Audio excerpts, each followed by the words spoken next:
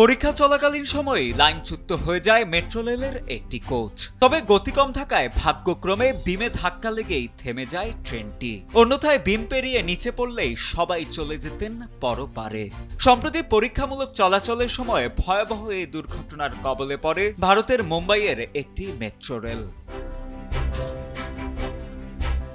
ভারতীয় সংবাদ মাধ্যম এনডিটিভির এক প্রতিবেদন বলছে, নতুন মনোরেলের পরীক্ষামূলক চালনার সময় ট্রেনের একটি খালি কোচ লাইনচ্যুত হয়ে সজোরে একটি বিমে ধাক্কা দেয়। এতে ক্যাপ্টেন সহ ট্রেনের ভেতরে থাকা ৩ কর্মী আহত হন। পরবর্তীতে ট্রেনের ভেতর থেকে ক্রুদের উদ্ধার করেন দমকল কর্মীরা। দুর্ঘটনায় ট্রেনের সামনের অংশ মারাত্মকভাবে ক্ষতিগ্রস্ত হলেও ঘটনার পর মনোরেল পরিচালনাকারী প্রতিষ্ঠান মুম্বাই মহানগর পরিবহন সংস্থা এটিকে সামান্য ঘটনা বলে দাবি করে এবং জানায় কেউই আহত হননি। দুর্ঘটনার পর সামাজিক যোগাযোগ মাধ্যমে ছড়িয়ে পড়া ছবি ও ভিডিওতে দেখা যায় ট্রেনটি সামনে হেলে আছে। ট্রেনের প্রথম কোচ বিমে ধাক্কা খেয়ে উপরের দিকে উঁচু হয়ে যায় এবং পেছনের অংশ লাইন থেকে সরে পড়ে। পরবর্তীতে ভারী ক্রেনের সাহায্যে সেটি সরানো হয়।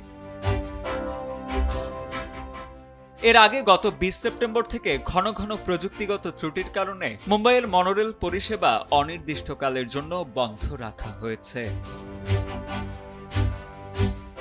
সাজিদ আনিল, ডেস্ক রিপোর্ট, সময়ের আলো।